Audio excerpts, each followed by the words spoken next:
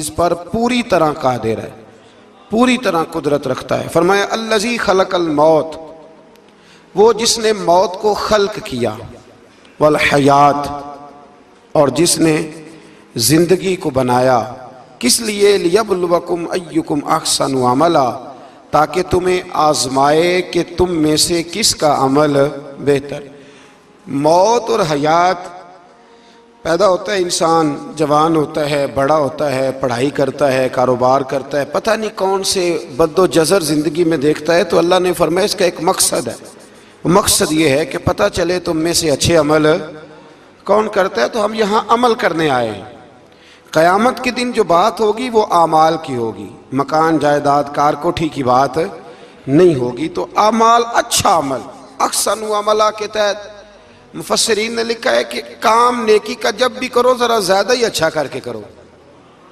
वुज़ू करो तो सोना करके करो, नमाज पढ़ो तो ज़रा आज गए पढ़नी जो है तो अब ज़रा सोनी करके पढ़ो। कुरान शरीफ की तिलावत करो तो ज़रा प्यारी करके। ज़रा मैं मदरसे के बच्चों के साथ कभी कभी बैठता हूँ, उनसे बड़ा कुछ सीखने को मिलता है, तो कभी कोई बात उनको कहने का भी मौका मिलता है। तो मैं उन्हें कहा करता हूँ कि हमारे बुज़ुर्ग, मेरी अम्मा जी जब कुरान मजीद खोलती थी ना, तो जो वो रंग था ना बुज़ुर्गों का, हालांकि वो हदीसों में हमने नहीं देखा, लेकिन वो कभी हम जाके को बात करते थे ना, तो तिलावत के दौरान तो वो जल्दी से मुंह पे उंगली रखती थी कि चुप करो मैं कुरान पाक पढ़ रही हूँ। और फिर शनील का गुलाफ, और फिर उस गुलाफ को अलहदा चूमना, कुरान पाक को अलहदा चूमना, और फिर उसको रेल में रखना, और फिर कई करके। तो हम जो आज हैं, तो हम उस अमल को इतना अच्छा करके नहीं करते, बस ठीक है हर वक्त हाथ में कुरान मजीद रहता है, तो वो रवैया नहीं। तो काम करना है तो उसको क्या करें? अच्छा करके करें, ज़रा मज़ेदार करके करें। अमल करें तो ज़रा बेहतरीन अमल करें। लेकिन ना, नबी करीम ने ये नहीं फरमाया कि मैं तुम्हें अखलाक सिखाने आया हूँ, फरमाया मैं अखलाके आलिया की तकमील करने आया हूँ। यानी जो बड़ा इखलाक है ना, अहसन तरीन अमल, उसका मेरे नबी पाक ने दर्स इरशाद फरमाया है। उसका एक सहाबी ने पूछा, या रसूल अल्लाह सल्लल्लाहु तआला अलैहि वसल्लम, बेहतरीन अमल कौन सा है? बेहतरीन अमल? तो हुजूर ने फरमाया बेहतरीन अमल उस बंदे का है उम्र लंबी हो पर काम सारे ही अच्छे हों। यानी तू अहसन तरीके से ज़िंदगी गुजारे, अच्छे तरीके से तेरा वक्त गुजरे। तो अमल जब भी करे ना, देखे ना, सदका और खैरात करना है तो तंग आके भी तो करना ही है ना, और गरीब को 10 चक्कर घर में लगवा के भी तो करना ही है ना, उसको 6 दफ़ा डांट के भी तो करना ही है। तो करना है तो लिहाजा सही करके कर दो। मतलब वो घर में खातूने खाना ने कपड़ों के लिए पैसे मांग लिए, तो 1.5 घंटे के लेक्चर के बाद भी तो देने ही है ना। क्या ख्याल है आपका? तो अगर वक़्त पे दे दिए जाएं तो चलो मामला ज़रा, या तो ना दें, बात ख़त्म हो गई। तो अगर आपने 1.5 घंटे के शदीद एहतजाज के बाद भी देने ही हैं, तो फिर यह है कि अमल को अच्छा करके कर लें, ज़रा उसमें खूबसूरती रहती है। अल्लाह ताला समझने की तौफीक अता फरमाए। बड़े खूबसूरत मज़ामीन हैं इस सूरह मुबारका में। आयत नंबर 19 में अल्लाह ने फरमाया कि क्या उन्होंने अपने ऊपर कभी पर फैलाए और कभी पर समेटे हुए परिंदों को नहीं देखा? क्या तुमने कभी देखा नहीं, कुछ परिंदे ऊपर उड़ते हैं तो पर फैलाए होते हैं और कुछ ने पर समेटे होते हैं। तो फरमाया उनको फिजा में रहमान के अलावा को रोक नहीं सकता। सिर्फ एक रब रहमान है जिसने उन्हें फिजा में, यार जहाज आपने देखा है, उसे कौन रोकता है? आप यकीन करें, कभी उस पर बैठा बंदा गौर करने लग जाए ना मैं कहाँ हूँ, तो हो सकता है परेशान हो जाए। कौन रोक के रखता है उसे? तो फरमाया ये रब की कुदरत है, जहाँ चाहे जिसको चाहे वहीं खड़ा फरमा दे। ये अल्लाह तबारक व तआला की कुदरत है। आयत नंबर 20 में अल्लाह की मदद करने और रिस्क अता करने का बयान है कि अल्लाह मदद भी करता है तुम्हारी और तुम्हें रिस्क भी अता करता है। आयत नंबर 23 में फरमाया कि अल्लाह वो है जिसने तुम्हें पैदा किया, तुम्हें सुनने, देखने और समझने की सलाहियतें अता की, मगर बंदे बड़े कम हैं, बड़े कम बंदे हैं जो अल्लाह की नेमतों का शुक्र अदा करते हैं। ये सोचने समझने की सलाहियत आपके ख्याल में छोटी नेमत है? बहुत बड़ी नेमत है। आप यकीन करें, बाद लोगों के पास सारा कुछ होता है लेकिन शऊर की दौलत नहीं होती। तो ये बहुत बड़ी नेमत है, इसका भी अल्लाह की बारगाह में शुक्र अदा किया करें। जब अल्लाह कोई अकल शऊर दे दे तो दूसरों को बेवकूफ़ समझने की बजाय ना उस नेमत पर अल्लाह का शुक्र अदा। आगे सूरह कलम है। इस सूरह मुबारका के अंदर अल्लाह तबारक व तआला ने ना कसमें इरशाद फरमाई और कसम खा के कहा कि महबूब आप कोई मजनून नहीं, आप कोई दीवाने नहीं, यकीनन आपके लिए ऐसा अजर है जो कभी ख़त्म नहीं होगा। और फिर फरमाया व इन्नका लअला खुलुकिन अज़ीम, महबूब जितने अजीम शान इखलाक थे ना उन सब का हमने आपको मालिक बना दिया है। ये आला लफ्ज़ इस्तिलाह है, कब्ज़े के माना में आता है अरबी में। फरमाया हमने आपको इखलाक आलिया का मालिक बना, जितने अच्छे अखलाक हैं उन सब का अल्लाह ने नबी पाक को मालिक। और सब मुफस्सिरीन ने बड़ा कुछ लिखा, पर बरेली के इमाम ने एक जुमला लिखा तो बड़ा ही शानदार लिखा। आला हज़रत फरमाने लगे कि अखलाक ये नहीं कि जो काम अच्छा था वो नबी करीम ने किया है, बल्कि फरमाते हैं जिस जिसको हुजूर ने कर दिया वो अच्छा हो गया, जिस जिसको हुजूर ने कर दिया वो अच्छा। फरमाते रसूल करीम का मुस्कुराना भी अच्छा ही है और कभी दीन की मुखालिफों पर नाराज होना भी अच्छा ही है। नबी पाक अलैहिस्सलाम का बदर में तलवार उठाना भी अच्छा है और रसूल करीम सल्लल्लाहु ताला अलैहि वसल्लम का फतह मक्का के दिन माफ़ कर देना भी, ये सारा कुछ ही अच्छा है। बस जिसको हुजूर जब करते गए वो अच्छा होता गया। और हज़रत आयशा सिद्दीक़ा रदी अल्लाह ताला अन्हा से जब किसी ने पूछा था कि बताइए नबी करीम अलैहिस्सलातु सलाम के अखलाक आलिया कैसे थे, तो हज़रत आयशा सिद्दीक़ा कहने लगी तुमने कुरान नहीं पढ़ा? सारे अखलाक जो कुरान में हैं वो सारा मेरे रसूल पाक का अखलाक ही है, वो सारा मेरे नबी करीम अलैहिस्सलाम का अखलाक ही है, वो सारा अखलाक है रसूल पाक सैयद आलम सल्लल्लाहु ताला अलैहि वसल्लम। तो फिर इससे आगे जाके ना आयत नंबर 8 से अल्लाह तबारक व तआला ने रसूल करीम सल्लल्लाहु अलैहि वसल्लम को फरमाया कि कुफ़ार चाहते हैं कि दीन के मामले में आप इनसे बेजा रियायत बरतें, आप उन पर आसानी करें, खुली छुट्टी दे दें और जवाब में वो भी रियायत करेंगे। फरमाया ऐसा नहीं हो सकता, हक पर कोई समझौता नहीं हो सकता। इसके बाद एक दुश्मन रसूल सल्लल्लाहु अलैहि वसल्लम, फसरीन ने उसका नाम वलीद बिन मुगीरा लिखा है, उसने नबी पाक अलैहिस्सलाम की गुस्ताखी की थी तो अल्लाह ने उसके 9 ऐब 9 कभी बातें कुरान में बयान की, बड़ी बातें इरशाद फरमाई। फरमाया झूठी कस्में खाता है, नुक्ता चीनियाँ करता है, सख्त मना करने वाला है भलाई से और हद से बढ़ने वाला है। और आखिर में फरमाया उतिल्लिम बाद ज़ालिका ज़नीम, फरमाया ये ना है ही बद असल, इसकी असल में ही मसला है। ये कितनी सख्त बात है, जब नबी करीम के बेअदब की बात होती है तो फिर बातें सख्त ही होती हैं। ये कुरान मजीद ने सख्त बातें फरमाया कि ये इसकी असल में ही मसला है महबूब। उसने एक बात की तो अल्लाह करीम ने 9 उसकी कभी औसाफ बयान फरमाए। इसलिए आला हज़रत ने कहा था दुश्मन अहमद पे शिद्दत कीजिए, दुश्मन अहमद पे शिद्दत कीजिए, मुल्हिदों से क्या मुरव्वत कीजिए, शिरक ठहरे जिसमें ताज़ीम हबीब, उस बुरे मजहब पे लानत कीजिए, उस बुरे मजहब पे लानत कीजिए। और जो ना भूला हम गरीबों को रज़ा, जिक्र उसका अपनी आदत कीजिए। आगे फिर सूरतुल हाक़ा, इस सूरह मुबारका के शुरू में क़यामत के हक़ और यकीनी होने को बयान किया गया है।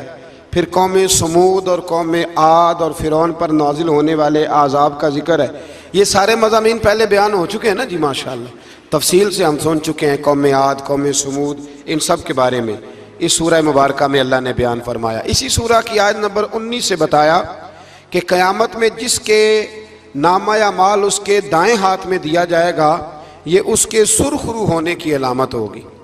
जिसके सीधे हाथ में नामा या माल दिया जाएगा मतलब होगा कि कामयाब हो गया, और वो इफ्तिखार के साथ लोगों से कहेगा, बड़े फ़ख्र के साथ कहेगा कि आओ मेरा नामा या माल पढ़ो। इसके बरअक्स जिसका नामा या माल उसके बाएं हाथ में दिया जाएगा ये उसकी रुसवाई की अलामत होगी। उसकी रुसवाई की अलामत होगी। और वो कहेगा काश मेरा नामा या माल दिया ही ना जाता और मौत के साथ ही मेरा किस्सा हमेशा के लिए ख़त्म हो चुका होता। जिसका भी नामा या माल सीधे हाथ में, हमारे बुजुर्ग फरमाते हैं कि सीधे हाथ से लेना देना हुजूर की सुन्नत है।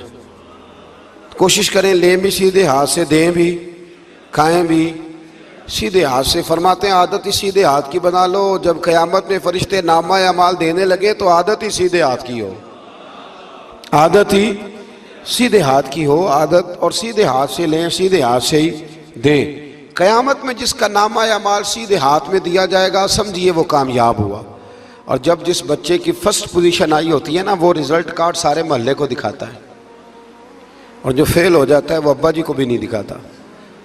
वो कहते हैं कि वो अभी आया नहीं, मिला नहीं। क़यामत के दिन भी जो कामयाब होंगे ना, वो दुनिया को बताएंगे कि अल्लाह ने फजल कर दिया है, और जो नाकाम हो मुँह छुपाते फिरेंगे। अल्लाह हमें पर्दा पोशी अता फरमाए। फिर आगे सूरतुल मारिज है।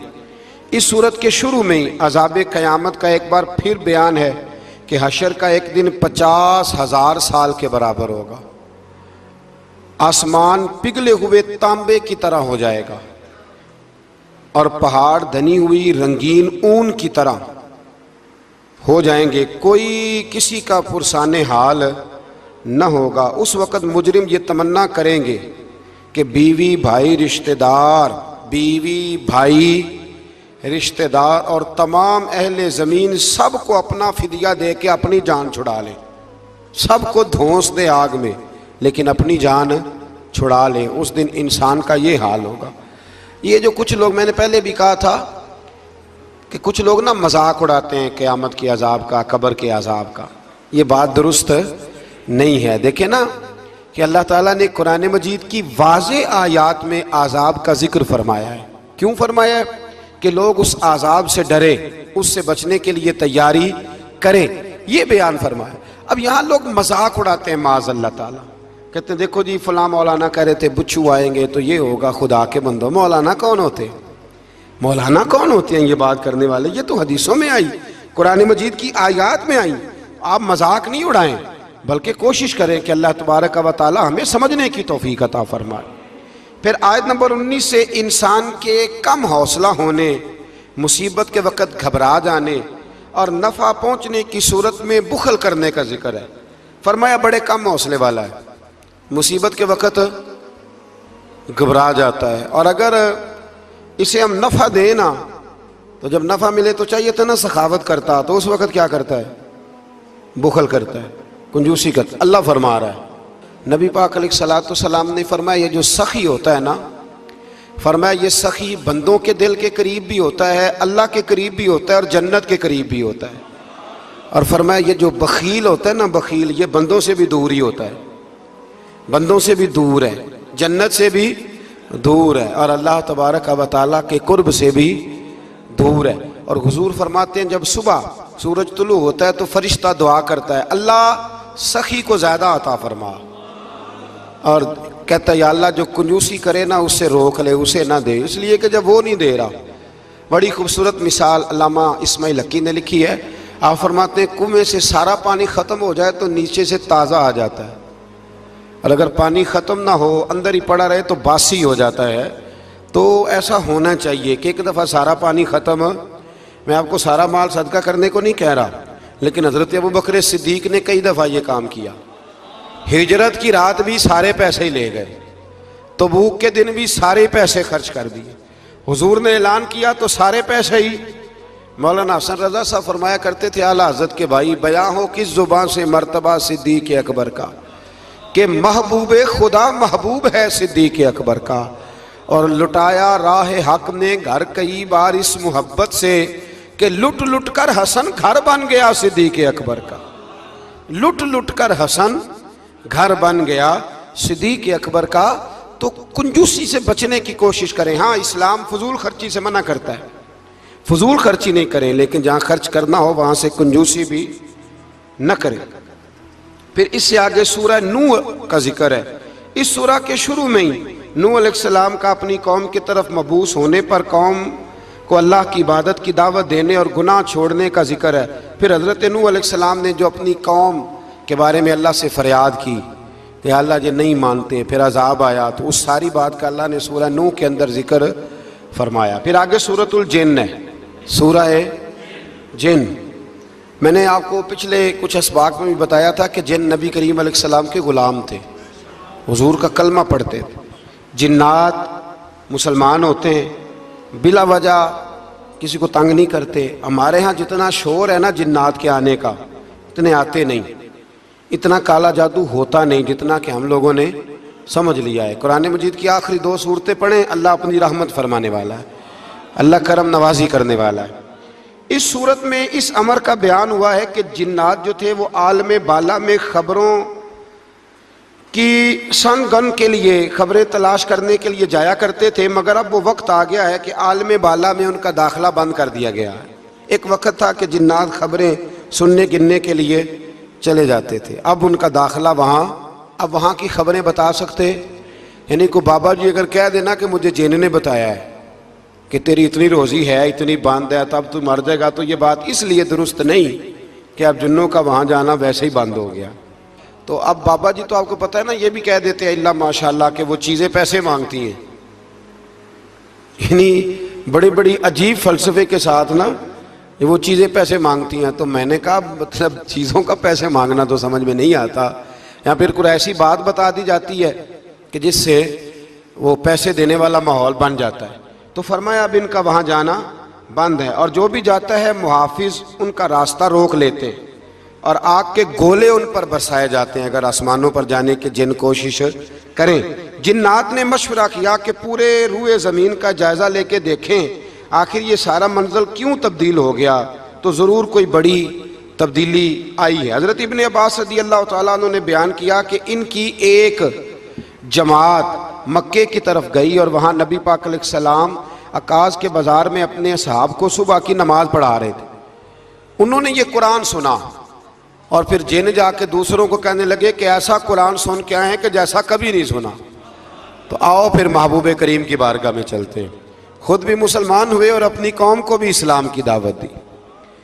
इसकी आयत नंबर 26 में अल्लाह तबारक व तआला ने फरमाया, ये सूरह जिन जो है ना, इसकी आयत नंबर 26, अल्लाह करीम ने इरशाद फरमाया, आलिमुल गैबी फला युज़हिरु अला गैबिही अहदा। फरमाया गैब का जानने वाला अपने गैब पर किसी को मुत्तले नहीं करता। गैब का जानने वाला आगाह नहीं करता अपने गैब पर किसी को भी। आगे फरमाया इल्ला मन इर्तदा मिर रसूल, लेकिन अपने रसूलों में से जिसको पसंद करता है इस काम के लिए चुन लेता है। किसी आम बंदे को गैब पर मुत्तले, ये आयत नंबर 26 मैंने कितनी दफ़ा याद कराई है आपको। तो भाई अकायद जो होते हैं वो, जब से हम कुरान मजीद पढ़ रहे हैं जगह जगह अकायद आए हैं अहले सुन्नत के, जगह जगह आए। तो आप समझे ना कि ये अकीदा जो होता है ये शेर से साबित नहीं होता, ये कुरान हदीस से साबित होता है। शेर तो एक ज़ौक़ का नाम है।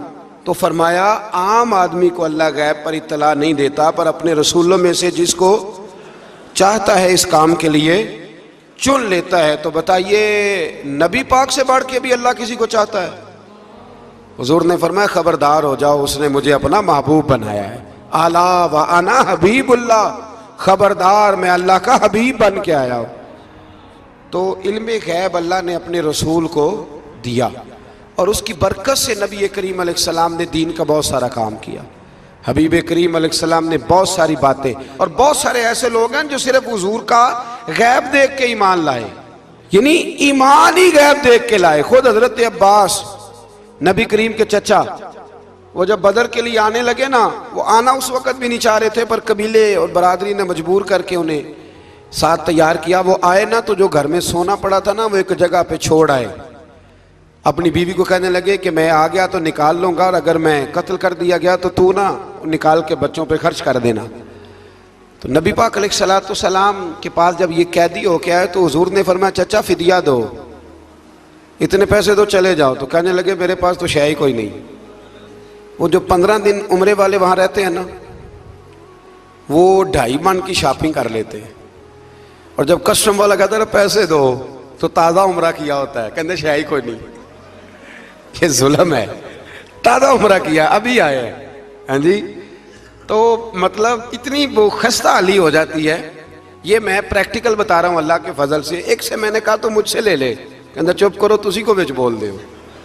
मैंने कहा मुझसे ले लो, दे देना, कहते तू छो। तो भाई छोड़े, आप क्यों गलत बात करते हैं। तो बहुत सारे बंदे होते हैं जो कहते हैं शय कोई नहीं, बिल्कुल कोई शय नहीं। हाँ कोई प्लाट सस्ता बिक रहा हो तो पैसे निकल आते हैं, फिर कहते मैं फड़े ने किसी को लो, भाई को खा जाएगा। चले ठीक है, आप छुपाएं अपनी दौलत को, लेकिन इन लफ्जों के साथ नाशुक्री करना कि शय कोई नहीं, ये मामला दुरुस्त है। तो हजरत अब्बास ने भी ना नबी करीम की बारगाह में अर्ज किया, हुजूर कोई शय नहीं, कहाँ से दूं। तो हुजूर मुस्कुराए। हुजूर ने फरमाया चाचा जब घर से निकलने लगे थे तो वो अकेले में मेरी चची को बुला के जो पैसे दे के आए थे, और वो उसको कह के आए थे कि मैं आ गया तो मैं तुम्हें बताऊंगा क्या करना है, ना आया तो फिर निकाल के बच्चों पे खर्च कर देना। ये सुनकर हजरत अब्बास पे राशा हुआ तारी। ये सुनकर हजरत हफीज जलंधरी कहते हैं, ये सुनकर हजरत अब्बास पे राशा हुआ तारी कि पैगंबर तो रखता है दिलों की भी खबरदारी। ख्याल आया मुसलमान नेक व बद पहचान जाते हैं और मोहम्मद आदमी के दिल की बातें जान जाते हैं। मोहम्मद आदमी के दिल की बातें जान जाते हैं। और कोई गैब तुमसे नेहा हो भला, जब खुदा ही ना छुपा रहा। तुम पर करोड़ों दुरूद व सलाम, जब खुदा ही ना छुपा रहा। कितनी अजीब बात है। यहाँ भी लोग तराजू लेके बैठे हैं। इकबाल से किसी ने कहा कि दो उलमा की बहस है, कहता है हुजूर को गैब नहीं, दूसरा कहता है आओ चलें। तो इकबाल कहने लगे मुझे शर्म ना आएगी, मैं वहां चला जाऊं जहां लोग मेरे नबी का इल्म तोलने के लिए तराजू लेके बैठे हैं, हुजूर का इल्म तोल रहे हो। इकबाल कहने लगे मेरे नबी के तो गुलामों का इल्म नहीं तोला जा सकता, तुम हुजूर के इल्म की बात करते हो। ये थोड़ा सोच समझ के बात करनी चाहिए। और नसे कती है कुरान पाक की। एक दिन सजा लिया था मेरे नबी पाक ने मिंबर पर, मैं पूछ लो फिर जो पूछना है पूछो।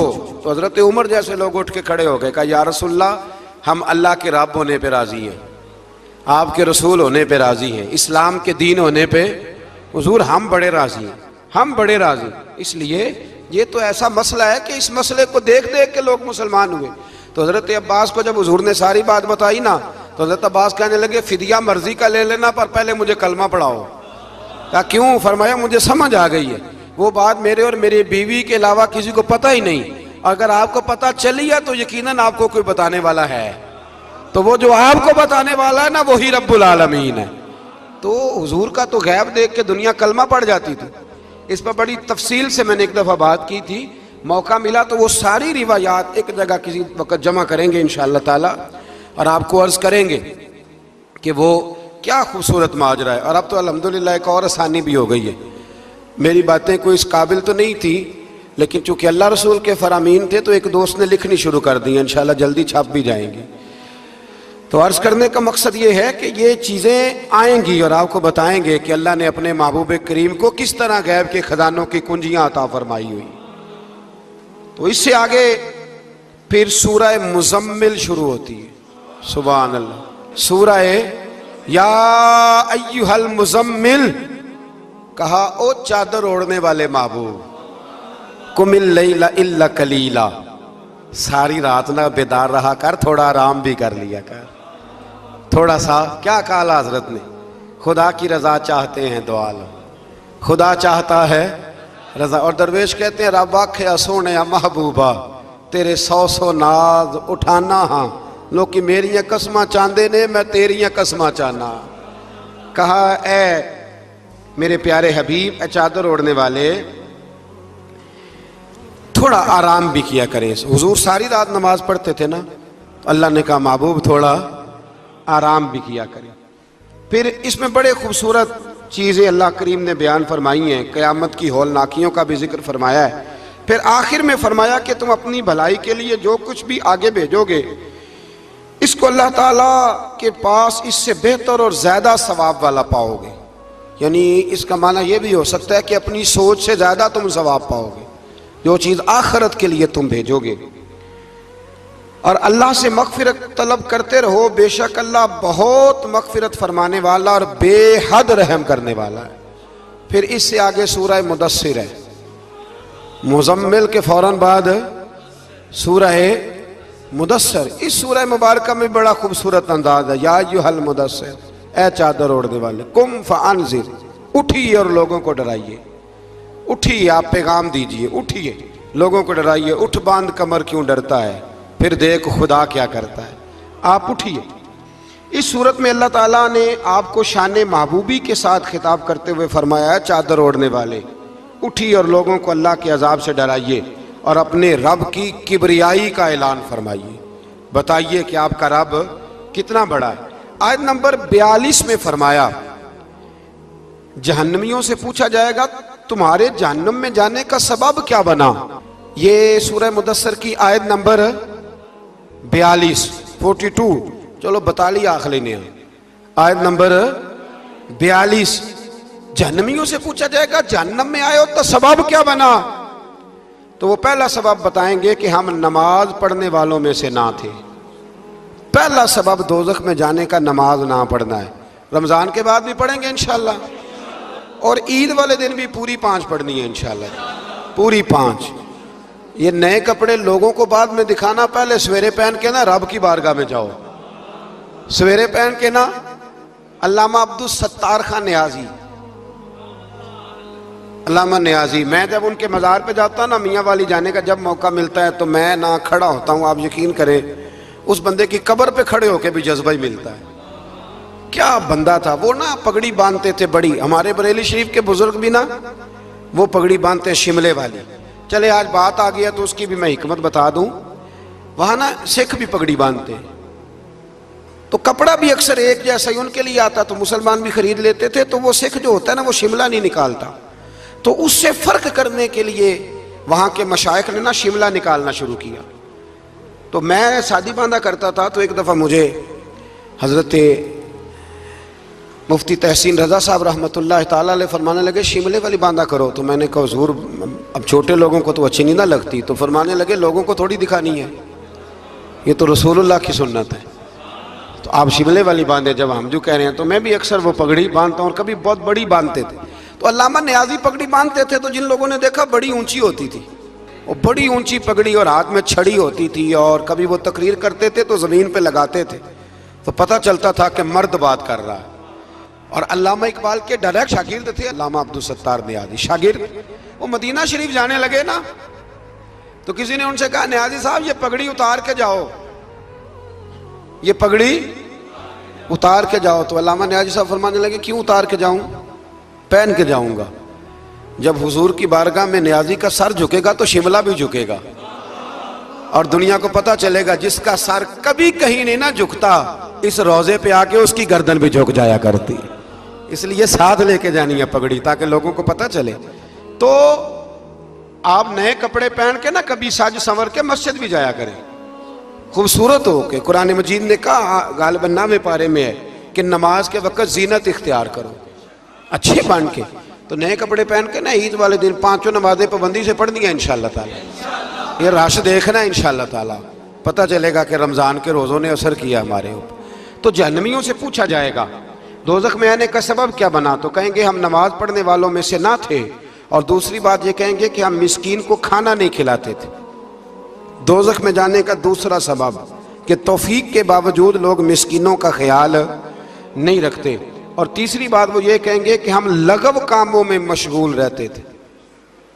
लगव काम, बेहुदा काम उसको कहते हैं जिसका फायदा कोई नहीं।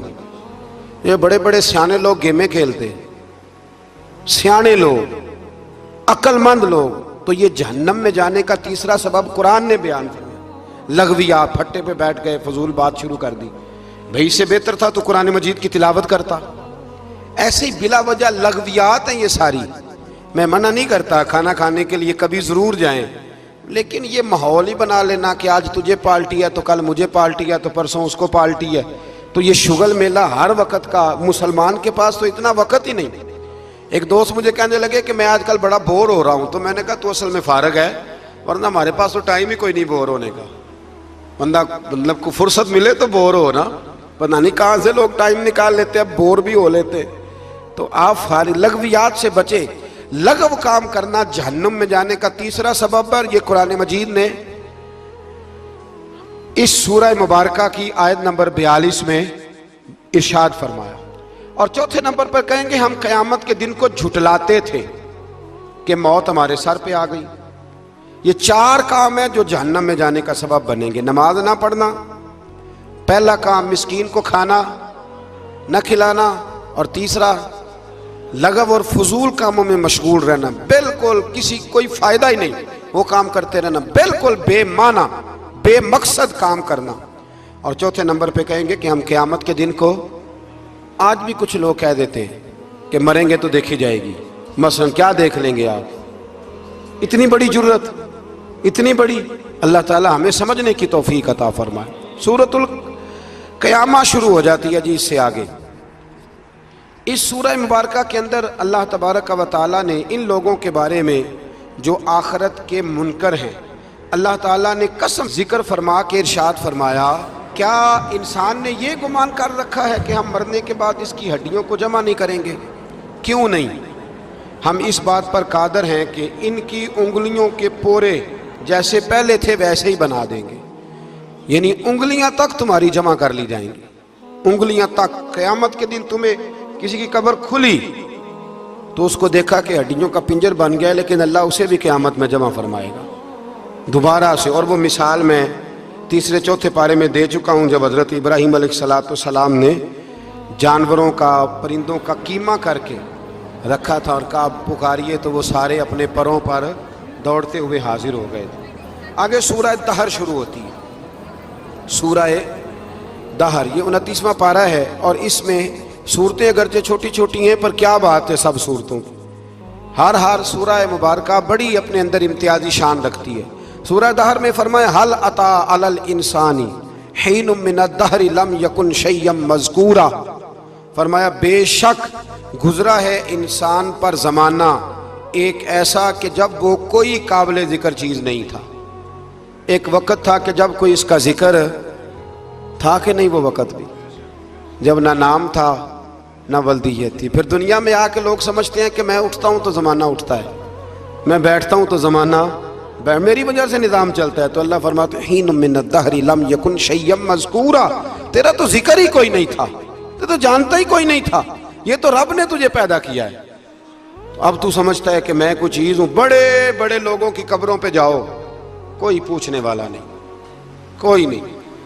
वो जो कह देते थे तो कानून बनता था, कानून जिनके साइन करने से लोग फांसी से बच भी जाते थे और फांसी लग भी जाते थे।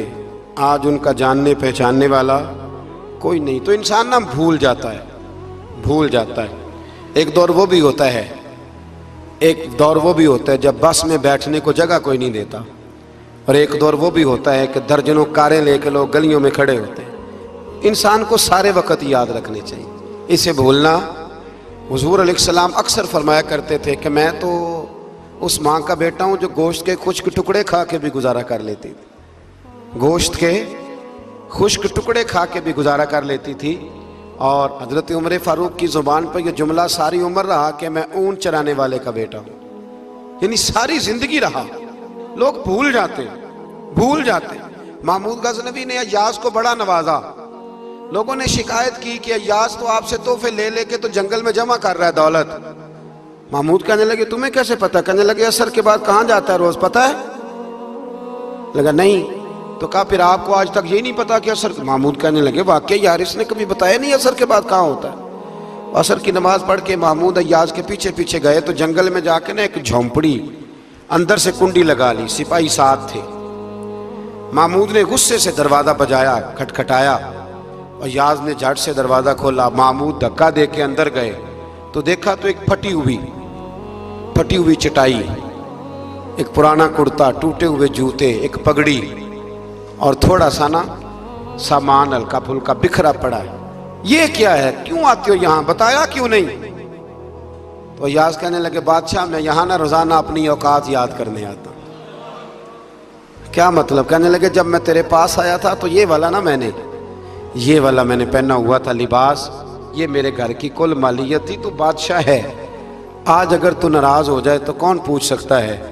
मैं रोज़ आके अपनी औकात याद करता हूँ कि दोबारा अगर यहाँ आना पड़े तो मुझे मुश्किल ना हो। मुल्ला रूमी से किसी ने कहा था खशियत क्या होती है? तो आप फरमाने लगे एक मांगने वाली से एक बादशाह ने निकाह कर लिया था, मांगती थी, बादशाह को पसंद आ गई, शादी हो गई, तो सारा दिन रोती थी, सारा दिन रोती थी। तो उसकी कनीजें उससे कहने लगी कि बस भी कर, अल्लाह का शुक्र भी अदा कर, इतना तुझे अल्लाह ने नवाज, तू रोती रहती है। तो कहने लगी इसलिए नहीं रोती, रोती इसलिए हूं कि मैं इस काबिल नहीं थी, और डरती इस बात से हूं कि कहीं मेरा साईं नाराज ना हो जाए। मैं ते गलियां दा रूड़ा कूड़ा, मैं गलियां दा रूड़ा कूड़ा, ते मैनू महल चढ़ाया, मैनू महल चढ़ाया। एक मेरा संगी ना बड़ा महंगा स्वेटर ले आया मेरे लिए, कुछ ज़्यादा ही महंगा था वो। मैंने उसे कहा यार ये रख ले तू। कहने लगे हम ले आए तो बस कबूल करें। तो मैंने कहा मेरी अम्मा ना क्रोशिये से मेरे लिए स्वेटर बनाती थी, क्रोशिये की टोपी। पता नहीं क्रोशिये का भी नई नस्ल को पता हो कि ना हो, तो वो अम्मा जी ने बना के दिया। तो फिर उसके बाद मेरे छोटे भाई ने भी पहना, फिर मेरा एक भांजा ले गया छोटा, उसने भी पहना। तो वो इतना मज़ेदार होता था, इतना शानदार होता था कि जो धागे उसमें लगे हुए थे वो दोबारा किसी और जगह नज़र, वो कहीं और मुयस्सर। तो अपनी असल जो होती है उसका ख्याल रखें, उसका ध्यान करें, उस पर तवज्जो करें, उस पर ज़रूर गौर करें। ये बड़ी अहम बात, बहरहाल इस पर बड़ी बातें कहने वाली हैं, लेकिन मैं आगे बढ़ता हूँ। सूरह दहर से आगे सूरह मुरसिलात है। इस सूरह के शुरू में आसारे क़यामत का जिक्र है और बार